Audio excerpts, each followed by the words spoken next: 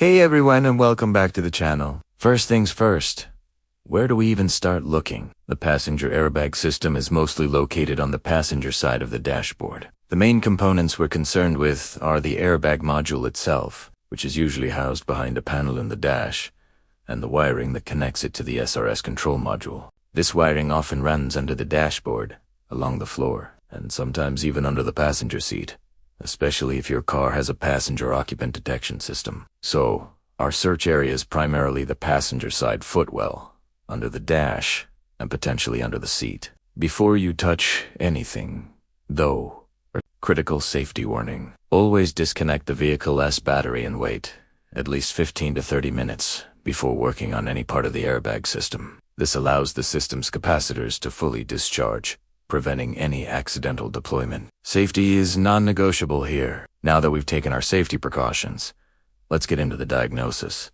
The most common culprit for a B0103 code is surprisingly simple. A loose connector. Over time, vibrations, or even items kicked around in the passenger footwell can cause a connector to become partially unplugged. Your first step is a thorough visual inspection. Get a good flashlight and look under the passenger side of the dashboard. You're searching for the wiring harness that leads to the airbag. It is often wrapped in a bright yellow loom, or has yellow connectors. This is a universal color code for SRS or airbag wiring. Carefully check every connection point you can see. Is anything unplugged?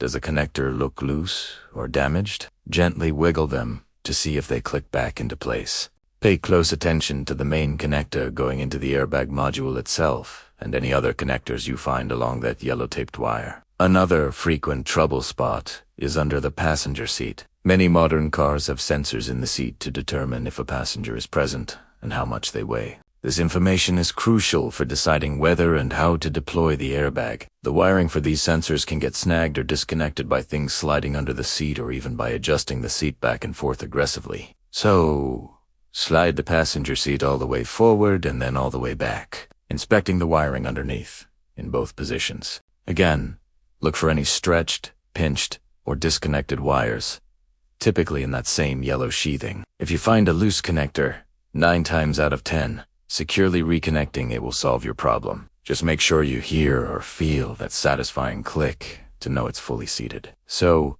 what if all the connectors look fine? The next step is to check for wiring damage. This requires a bit more effort. You'll need to carefully trace the wiring harness from the airbag module as far as you can. Look for any signs of chafing where the wire might have rubbed against a metal bracket, or any spots that look pinched or cut. If you find a damaged section, you'll need to repair it. For a simple chafe, electrical tape might be enough to insulate it. But for a cut wire, you'll need to properly splice it back together using butt connectors and heat shrink tubing to ensure a solid, weatherproof connection. If the damage is severe or close to a connector, you might need to replace a section of the harness or the connector pigtail itself. This is also a good time to use a multimeter to check for continuity. You can unplug the connectors at both ends of a circuit section and test the wire to make sure there are no internal breaks you see. After you've reconnected a loose plug or repaired a damaged wire, the final step is to clear the code and verify the fix. Reconnect the vehicle's battery. Then, use your OBD scanner to erase the B0103 trouble code from the SRS module. Now, turn the ignition on. Watch the airbag warning light on your dashboard. It should illuminate for a few seconds as part of its self-dist, and then turn off. If it stays off, congratulations, you've successfully fixed the issue.